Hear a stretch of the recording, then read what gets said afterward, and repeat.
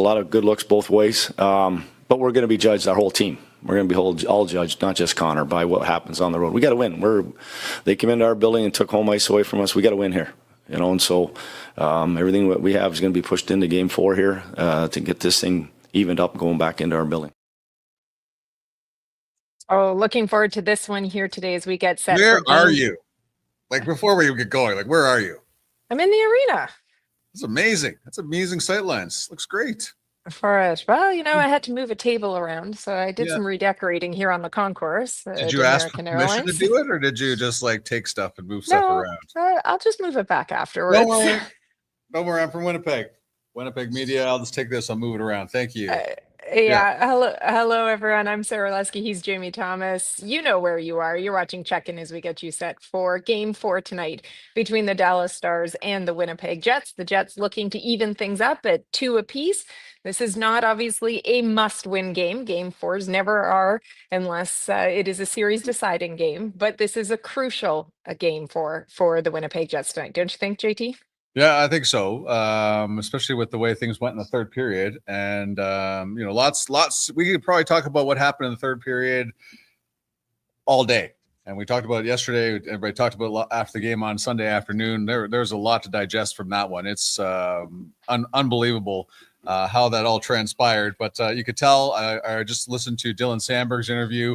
Sounds like they've moved on from it. I have not, and I'm sure lots of people haven't moved on from it. We're going to bring. One of our guests will also elaborate a little bit further on the third goal from Robert Petrovic that happened in the third period and the call made by the National Hockey League that allowed that goal to happen. And, of course, so Martin Biron will be our guest coming up at 12:50 on the show. So Marty got back to me really fast, so I'm really impressed with him. And I watched his hit with Jay Onright on TSN, so thought he'd be the perfect guy to bring in for this situation. But regardless of what happened, they lose the game. They trail the series 2-1. Now they have to figure out how to win a game on the road, which is just so ridiculous that we're talking about this right now as the team that was the best road team during the regular season. And the numbers are all just skewed in so many bad ways. But I don't think, I know the 5 goals won by Connor Hellebuyck is not the same. That game was not the same as what we saw in the 3 road games in St. Louis, if that makes any sense. Yeah, it absolutely does. So I don't need to ask, I guess, if the goal, as we'll call it, if you understand it and the reasoning behind it, because I can gather from your response right there that you do not. So looking forward to hearing Marty's perspective on it as well. But no, it was a different type of game, and I think there was a lot that they liked about the way that they played in the early goings. I mean, obviously they didn't like taking the penalty. That was right off the hop that created an issue, but they did battle back, and they were tied going into the third period. So this will be interesting to see how they come out tonight. But as you mentioned, it's the fact that they continue to have struggles to be able to get the wins on the road that is just something that is so odd considering how much success this team did have on the road. And I realize that the playoffs are a totally different animal than what they experienced during the 41 road games during the regular season, but certainly they'll look to bounce back tonight with a strong effort for it. Now, let's get right into today's game, though, because we will talk more about the goal and some of the tendencies that we've been seeing as this show goes on over the next 30 minutes. But it was a very optional skate yesterday. Really only out of the regulars that had played in Game 3, Morgan Bear and Mark Scheifele, Gabe Vilardi, the only 3 that participated in optional skate. It was a full morning skate today. And this is what the projected lines are going to be for Game 4. And so we always say that at this time of the year, you always want to watch warm up, or if they're not showing it on TV, you want to be able to follow Mitchell Clinton or any of your Winnipeg media to be able to see what the lines turn out to be during warm up. But this is based on the morning skate today, what we are anticipating the lineup to be. No changes. Yeah, and I think Dallas has to be given credit because outside of Kyle Connor's, opening goal or a tying goal, of course, in the first period, I think Dallas did a wonderful job on containing the Jets' top line. Now we're still waiting for, I thought the second line again, looked a little bit better.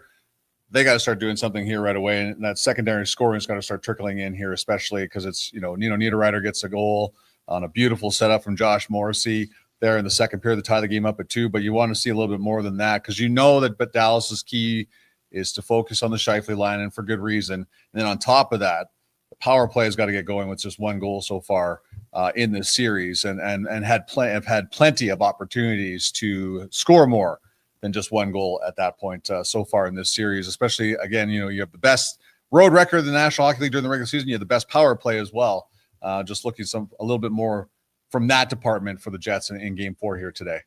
Yeah, the narratives from today when listening to players, and I didn't get to listen to all of them. In fact, I know that you were transcribing some of Dylan Sandberg's media scrum, so you probably actually have a better even idea of what he said than I did, because I had to run so that I could try to get up here in order to be able to set up. But a lot of talk about finding that win on the road and being able to find that answer. No surprise, also needing to answer questions about how do you contain Rantanen and the job that he continues to do in this series. I mean, that was really the dagger after in Game 3, was how quickly he was able to respond with that 4th goal after the goal that was kicked in or propelled in, I guess, as they like to put it, the new word of the day propelled for the it series. into his net, Sarah. Hellebuck propelled it into the net. But you know what? So the Jets, what's done is done. Whether they don't agree with it, but you move on from it. Everybody talks about the importance of having a short memory in the postseason. They certainly need to do that.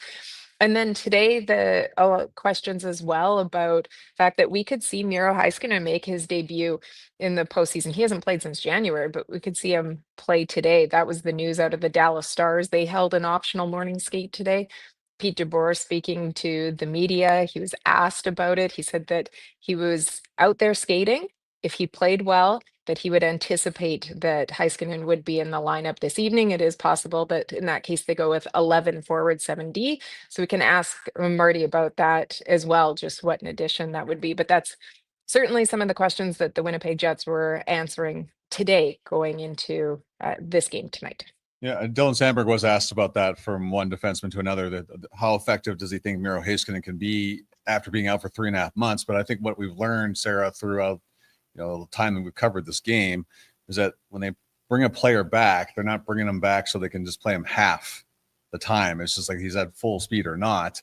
And this is a massive addition for the Dallas Stars if he doesn't need playing. The conversation also came in as well that Pete DeBoer was asked about the team going 11-7, and he quickly pointed out that that's a possibility, because then that just gives Mikko Rantanen more time on the ice.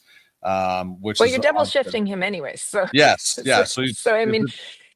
And it allows, I think, going with the 7D. I was talking with Paul Evans about it. And just, the challenge of getting up to speed so quickly in a series like this, with when you're already in Game 4. I mean, I would think the second round period would be challenging to come into, but you're in Game 4. Obviously, the Stars go into this game trying to take what would be perceived as a stranglehold on the series if they were able to get the win. But by going with 7D, you can ease him in a little bit more, not in single digits in terms of time on ice, but maybe the responsibility, at least for early goings in the game, you would be able to potentially ease him in a little bit more in terms of ice time, because you do have that extra defenseman. But either way, lots of stuff that the Jets have talked about, and I think we have some sound that you had selected.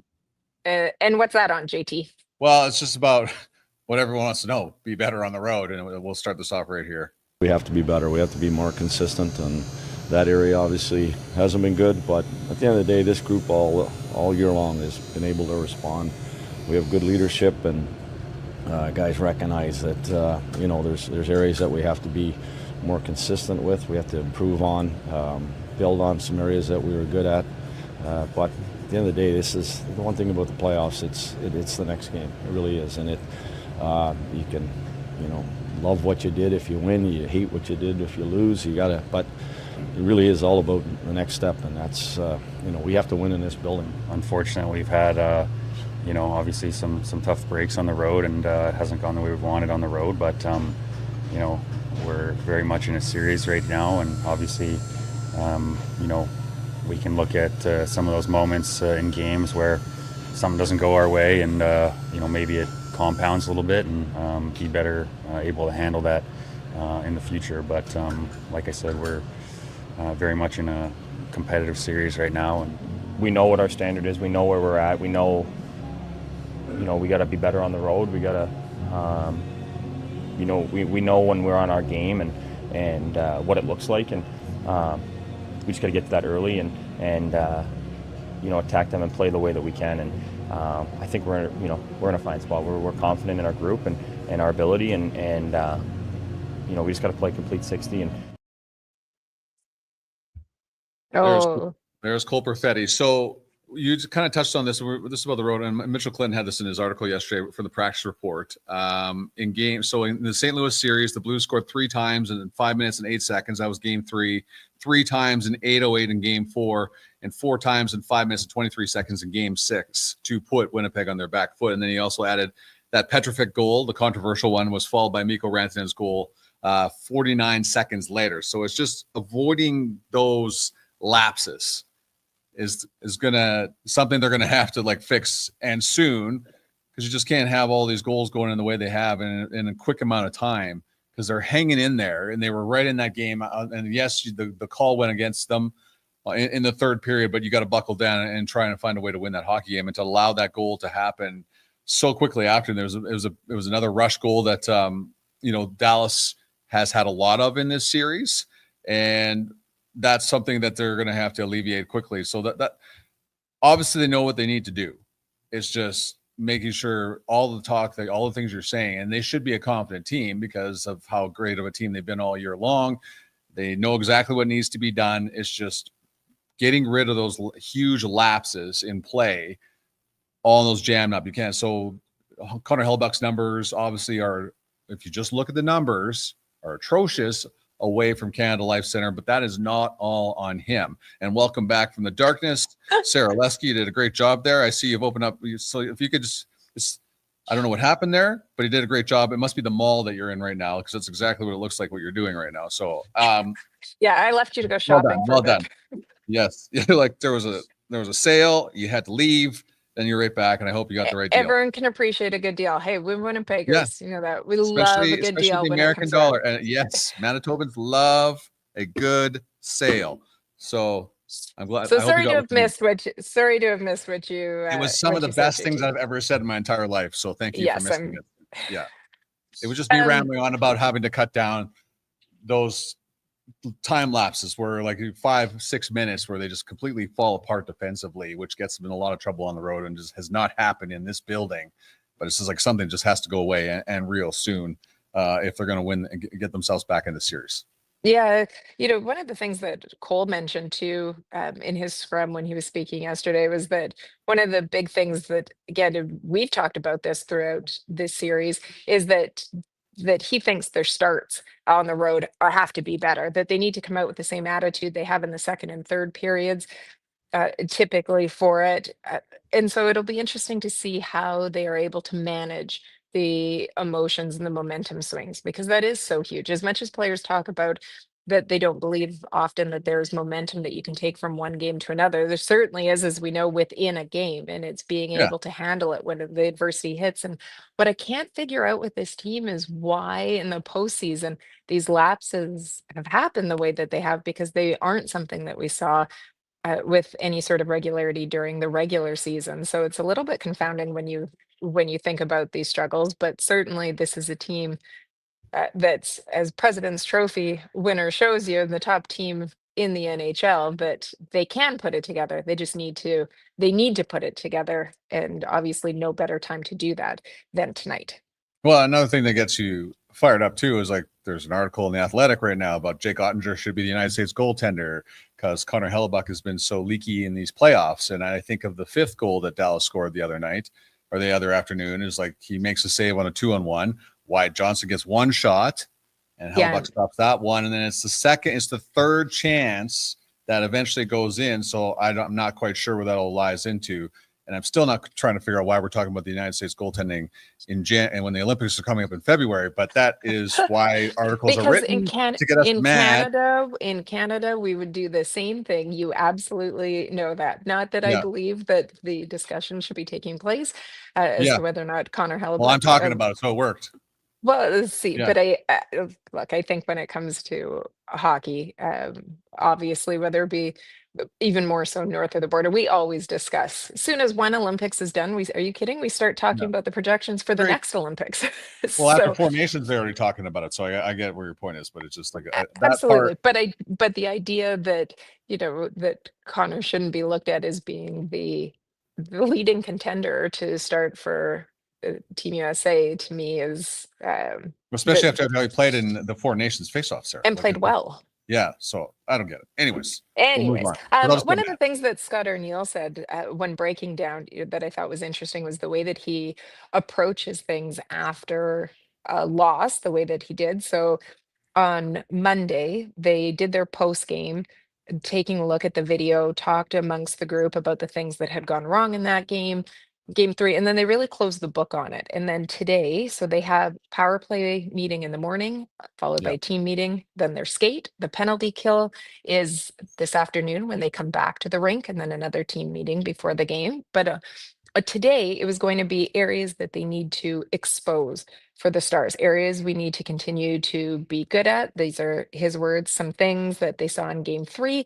that they want to try to take advantage of as well. Tuesday is a lot more positive in terms of the way that the narratives than what Monday is. And I just thought it was interesting to hear about how they approach their 2 mornings, or I guess their 2 opportunities to be around the players, because this team did do a lot of things that they feel that they can build off of going into game 4 here tonight.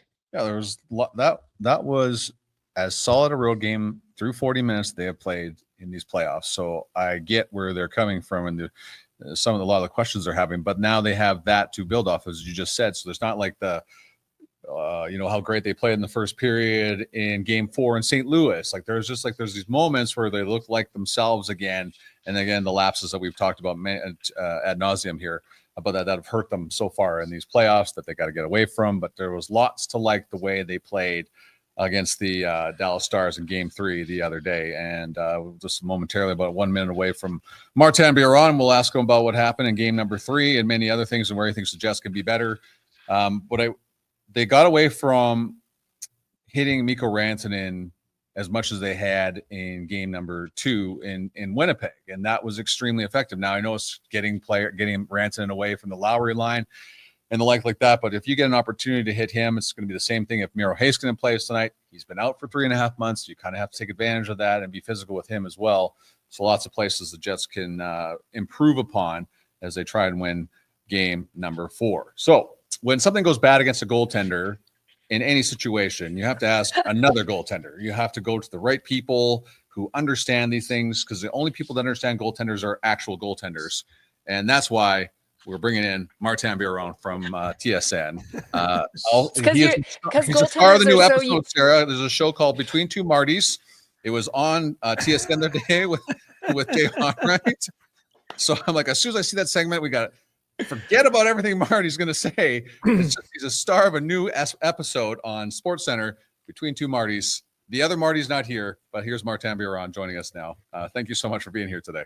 Thanks, guys. Yes, Sarah, I think you wanted to say that goalies are unusual in some ways. So unique was the word that I was going to go Special. Special is also another one we like to use. Well, I'll say this, the amount of time we spend by ourselves in the crease to our own thoughts and actions and all of it, I think it makes anybody special and unique. Yes. Fair enough. You know what? I hadn't thought about it like that. Did you ever talk to yourself? Yes, plenty of time. Actually, when I was a kid, I would kind of almost do the play-by-play when things weren't busy. And then I feel like I watch enough hockey. Even when I played, I watch hockey all the time. So it came natural to me to be like, 20 seconds left in the period. The puck's in the corner. It's like you're thinking the play, but you have this voice that keeps going. I love it. All right. So to the goal on Sunday afternoon, third period, Petrovic. We've got the word propel has been thrown into the rule book. I'm not quite sure where that came from. A kicking motion is a kicking motion. So never mind how long it took Marty. The fact that they still came up with the fact that was a goal must have blown your mind. It actually did. Like, I'm looking at this, I'm thinking, why are they looking at it for so long? Other than the fact that maybe it would have hit Petrovic's stick or Sandberg's stick or something, then you have to be sure. So I'm thinking they're looking at every possible angle to see if it has caught anybody else's stick. But the fact that they were reviewing if this was an attempted save or if it was a propelled play by Hellebuck to say, I'm going to send the puck to the corner, so I'm going to make that move, and then he sent it into his own net. I cannot understand that. So for 7 minutes, the Jets are thinking this will be no goal. Your mind is set to think this is not going to count. It's going to be 2-2, and let's get right back at it. And then you get this gut punch of not only is it a goal, but it creates this buzz in Dallas of, hey, the fans are into it, and you're left wondering what is going on. And for Connor Hellebuck, like for me, I know I've learned over years that when the final decision happens, you have to move on. But there's certain decisions that I was never able to move on from. That even in the third period, I'd be talking to the referee and be like, are you kidding me? Like, how was that not like waved off? And that has to be one of them. And I know it's playoffs and you got to be better than that, but that to me had to be one that you're almost thinking like, what is going on? And you're going to talk about it for the rest of the game, and it takes away from your focus. Have you heard, can you explain to us maybe a little bit about that rule? Like, I hadn't heard propelled necessarily before. I don't think Scott or Neil said that he had seen it in the rule as well. But as a goaltender, you're not allowed to try to make the save? That's where it's confusing, because the rule book, Rule 37 and Rule 49.2 double I basically says everything you need to know about the rule book. Now, I get the league is trying to not take away goals, right? Mm-hmm. But this is not a actual legal play by Petrovic. Let me ask you this. If Petrovic catches the puck with his hand, throws it at the net, and it goes off the stick of Hellebuck in the same way and goes in, what are you saying? You're going to say this is an illegal play by a player. The kicking motion, despite the fact that it wasn't a big kick, it's still a kicking motion. It is the same thought that goes in if he throws the puck in and it goes off of Hellebuck's stick. That would never count. So why did this one count? I don't get it. And then I had some people in hockey tell me the one thing you always want to kind of play is if there was a delayed penalty, would the fact that Hellebuck played the puck on a save cause the whistle? And no, a save attempt is not a possession play. This was not a possession play by Hellebuck. It didn't stop it, and all of a sudden, whoop, oh, sorry, I shot it in my own net. I read the book over and over, the rule book over and over and over again, and I'm like, never in the rule book does it point out to, well, if you're trying to redirect the puck towards the corner or behind the net, it is propelling it's not.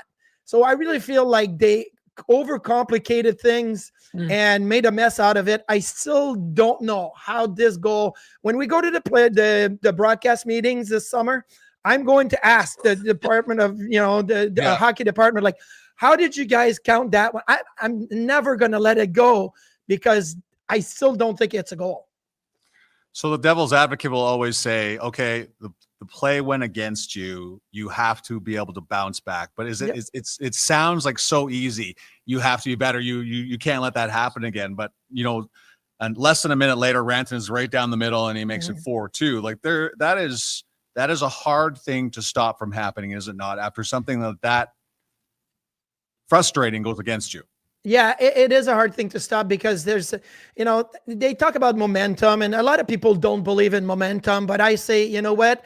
When it gets going like this, it's like a big avalanche that you can't stop, right? And Dallas is in their own building. Their fans are loving it. For 8 minutes, they thought, well, there's going to be 2-2. And then all of a sudden they're gifting this goal and it's playing with house money and let's go. Let's keep on going. And they take advantage of it. Was it an unfortunate minute? Absolutely. Should the Jets have been better? Yes. Can Connor Hellebuck hold his positioning a little bit? I don't really know what he was doing with his stick on there, kind of wanting to sweep, poke check Rantanen, but he was far. There was a lot going on, but it's also human nature to say that, hey, when you get that kind of unfortunate calls go against you, you get frustrated and you get angry, and maybe you're not at your best in that moment. And the worst of all of this is I feel for Connor Hellebuyck. I was critical of Connor Hellebuyck in the first round, even in game 7. I didn't think he was that good in game 7 against St. Louis. And I said, it's mental. It's mental. It's mental. It's mental. He overcomes that, plays well in game 1 despite the loss, was really good in game 2. I thought he was great in game 3. He looked good. And this goal sends everything the wrong path. And now you're like, oh, another 5-goal game on the road. I feel for Colin Hellebuyck more than anybody else. And I think he's fine. He's going to be okay for game 4. But it's just, it's a bad look when it's another 5-goal game. What stands out to you, Marty, about this series so far as we enter game 4 tonight? What stands out to me is, well, the biggest thing with the Jets is their inability to get going on the power play. They've got everybody back. Like in the first round, they didn't have Ehlers, didn't have Velarde, then they don't have Scheifele. I'm thinking, okay, like your power play is going to be affected by that. But now you've got everybody back and you're 1 for 13 on the power play. You had a power play in the second period. It's 2-2. You have a chance to get going. And to me, that's the biggest thing. I look at the Jets and I say, okay, 5-on-5 in the first round was atrocious. And maybe that has to do with Connor Hellebuyck and the amount of goals he gave up, but you gave up 21 goals, 5-on-5 in the first round. Now you're playing a much better team in Dallas, but 5-on-5, it seems to be like you're doing a really good job, but your power play has not been able to get you that next goal. And, you know, you lose a tight game in game 1, you score on the power play in game 2. That was what set the Jets on their path to be, okay, here's a 4-minute double minor. Let's score. Let's get going. And they weren't able to get anything. 0 for 4 in game 3. That's the biggest thing that stands out to me. If the Jets are going to have a chance to go into game 4, win, and try to, you know, win this series, the power play is going to have to get going because they have everybody back. It's their top unit, and it should be better than that. Marty, you did not disappoint. I brought you on the show because I knew you'd say the things that we needed you to say. You supported Connor Hellebuyck. Marty, you brought Jamie McLennan on. He totally goalie. backstabbed me. Right. Yeah, so like Noodles comes on, backstabs us. So he's in the bad books. You shoot to the top of the charts. I'll be bringing you on anytime I need somebody to say exactly what we need to say on a Jets pregame show. Thank you, my friend. I appreciate your time. And Noodles is usually the biggest goalie hugger. I know. Like he's usually 100%. the biggest. And I don't get it. Like we'll work together and I'll be like, oof, that's a bad goal. And he'll be like, well, the puck was on edge and the logos were up instead of down. Like he's a goalie hugger. I'm very surprised by that. You should have seen Jamie's face when I was devastated. Yeah, when Noodles disagreed with him on, and I can't remember what the question was about, but right off the hop, JT comes in hot and he's like, so Noodles. And then he disagreed with Jamie, and Jamie's face was just yikes. Had lost his dog. Marty, we had a conversation beforehand, via text, and he supported everything that I said. And then all of a sudden he stabs me in the back. Well, you know what? Maybe he did it on purpose. He sets you up. You need to be smarter than that. You cannot let him play you like that. So, yeah. Yeah, you know him very well. Thanks, Marty. Appreciate your time. Have a good one, guys. Good Marty. Tonight. Yeah, I'm looking forward to this game tonight. Yeah. Marty Biron joining us. That was great. Marty was always one of my favorites too to cover when he was playing in the league, because he was somebody that would give you insight, would always have time for the media as well, but enjoyed being able to kind of hear his sense of humor and his perspective on things when he played especially when he played in New York. Did you talk to Colin Miller yesterday, Sarah? You know what? Wow. How happy? Now, I can't see the chat at the moment. Are people happy about the fact that you're wearing the bucket? Well, I was sitting off to the side and I said I would. So thanks to Kristen back at the office, she lent me her bucket. Wow. It looks ridiculous, but that's okay. Well, I mean, I wasn't going to say it, but good on you for I can't see, but is Matt in the chat? This seems James Robinson's there. Yeah, Stem's there, all the same usual people that I feel like this is something they would be commenting on. Kristen's right there. Happy to help. JT, you're welcome. Yeah, love it. It's amazing. See, It's If my gonna be. kids, I'm gonna if take a dads could screen just see grab me of this, now. No, not take a screenshot of and this. it's gonna be your new profile pic for your phone.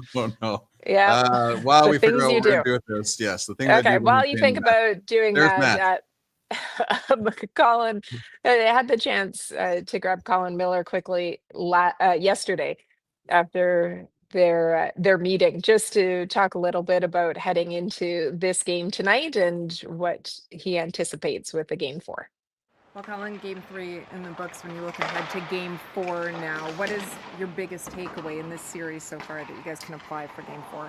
I don't know. I think that there were parts of that game we had some good jump. There was others that that we definitely were not happy with. So make some adjustments as always throughout the series and try and move forward.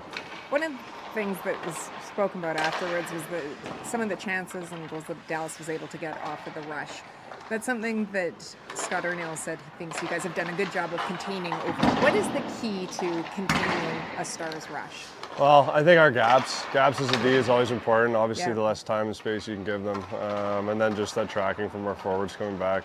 They have some skilled players over there. The less time and space you can give them is always important. But like you said, we've been good at it all year. Just some things we got to shore up on. We talk about having a short memory, in particular during playoffs. Is that easy to do at this point in your career? Is it harder to do? Is it just talk? Yeah. Great in theory. No, I think I think the more series you go through, kind of the more times you've been through certain things in certain situations. So we've done a good job all year, our team. Take it a game at a time, move on in between the games. So we'll look to do that again. What's the key for you to having a short memory? What have you learned at this point in your career? I think just park it. Take the look at your shifts, look at the positives, focus on that. You know what I mean? There's always going to be. You're never going to have a perfect game. There's always going to be things that are not the best, but there are things that have been really well. So focus on those. Point of emphasis for this team for game 4 would be? I think the rush coverage, that was an important part. And then, I think we can create a little bit more off our own rushes. I think we did have a couple opportunities there, some odd man rushes and stuff like that. Maybe we didn't capitalize. So look to do that and hopefully it goes better. Thanks for the time. Thank you.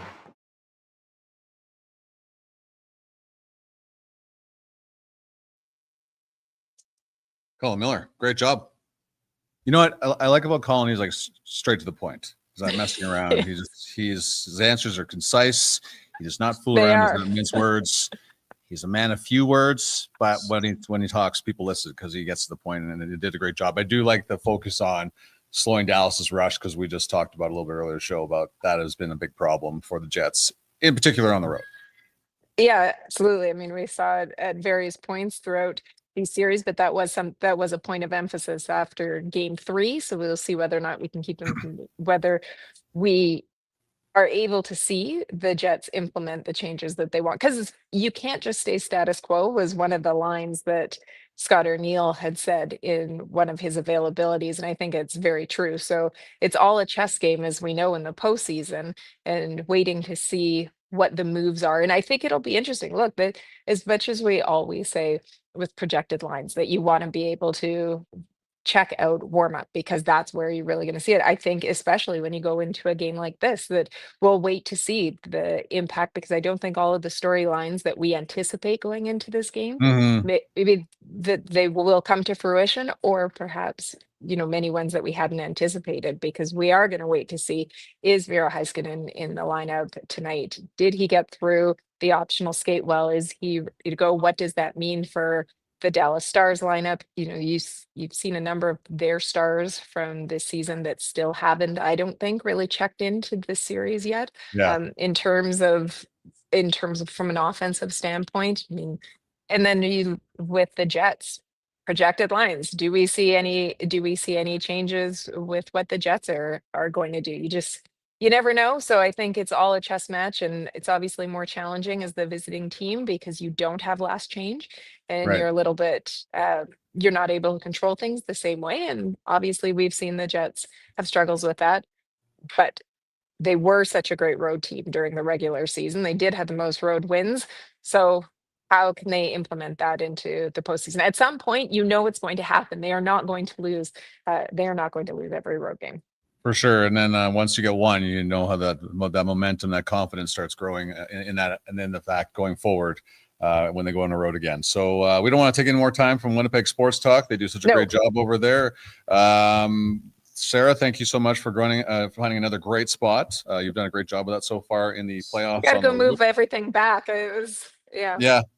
I'm glad you stole that. No, just leave the table there. Who's leave watching? it in the middle of the concourse, huh? Just go. I owe you, Winnipeg media. Can we? Exactly. Can we? So it's So I'll go and redo. We'll put all the tables back, everything. Push all the chairs in. Do everything that you're supposed to do. Leave it in a nicer way than how you found it. Good just how we taught our children. Rules. That's right. Yeah. Push in your chair at the table. All of that. It should be a great game. It is a 7:00 start, so very excited again about that, because we know that game 5 is going to be another late start. So enjoy this one here, and looking forward to seeing how the Winnipeg Jets respond, and can they come back to Winnipeg with this series knotted up at 2. These are 2 of the best teams in the playoffs right now, certainly in the West, and wait to see whether or not, with that Edmonton series now being 3-1, is this series that I think so many people heading in expected to go at the very least 6. Is it going to go 7? We'll have to wait and see, but should be in store for a great game here tonight. Yeah, huge one coming up American Airlines Center. We thank you so much. Very appreciative of Marty Biron. We certainly Colin Miller taking the time to talk with Sarah yesterday. So enjoy the game tonight, everybody. We'll be back on Thursday. It's going to be hot. Well, is it going to be hot on Thursday? No, I don't think so. Okay, it's going to be hot inside the building. It is hotter in Winnipeg right now than it is in Dallas. And so weather has been a very hot topic around here about how it is smoking hot in Winnipeg, and yet then on Thursday, we're all going to be home and it's going to be chillier. Great time only to in come to the Winnipeg. rink. Hey, you know what? They're saying it could be a whiteout at some point, right? Oh, once again, the weather god's taking it literally. For sure. Yeah, it goes from hot to cold on the weekend. Thanks, everybody. Exactly. Really appreciate you watching. Thanks so much for checking in, everyone. Have a great day. Enjoy the game, and we will see you before game 5.